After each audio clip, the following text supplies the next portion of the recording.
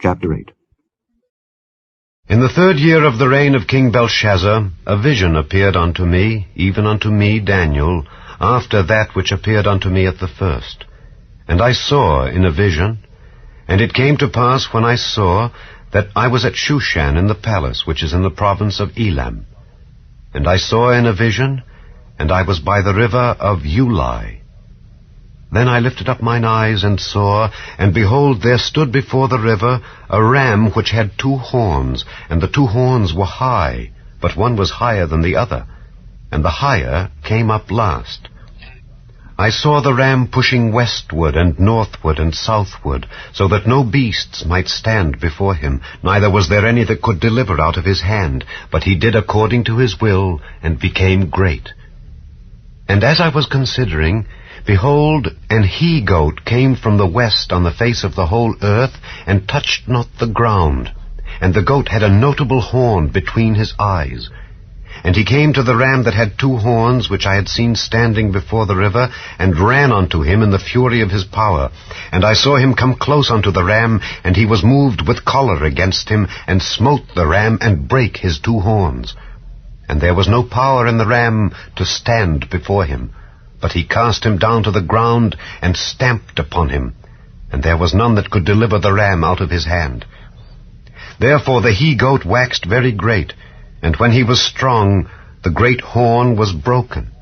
And for it came up 4 notable ones toward the 4 winds of heaven. And out of one of them came forth a little horn, which waxed exceeding great toward the south, and toward the east, and toward the pleasant land.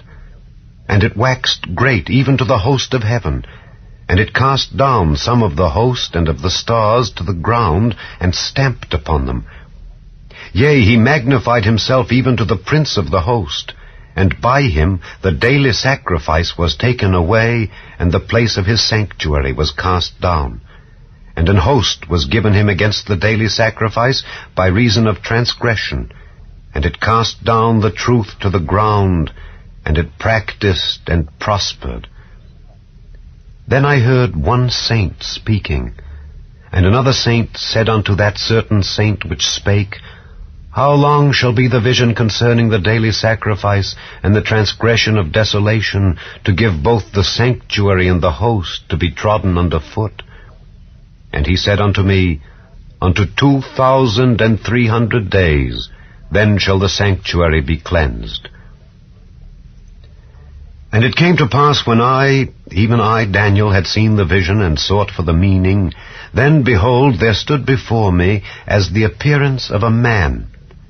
And I heard a man's voice between the banks of Ulai, which called and said, Gabriel, make this man to understand the vision. So he came near where I stood, and when he came I was afraid and fell upon my face. But he said unto me, Understand, O Son of Man, for at the time of the end shall be the vision. Now, as he was speaking with me, I was in a deep sleep on my face toward the ground. But he touched me and set me upright, and he said, Behold, I will make thee know what shall be in the last end of the indignation, for at the time appointed the end shall be.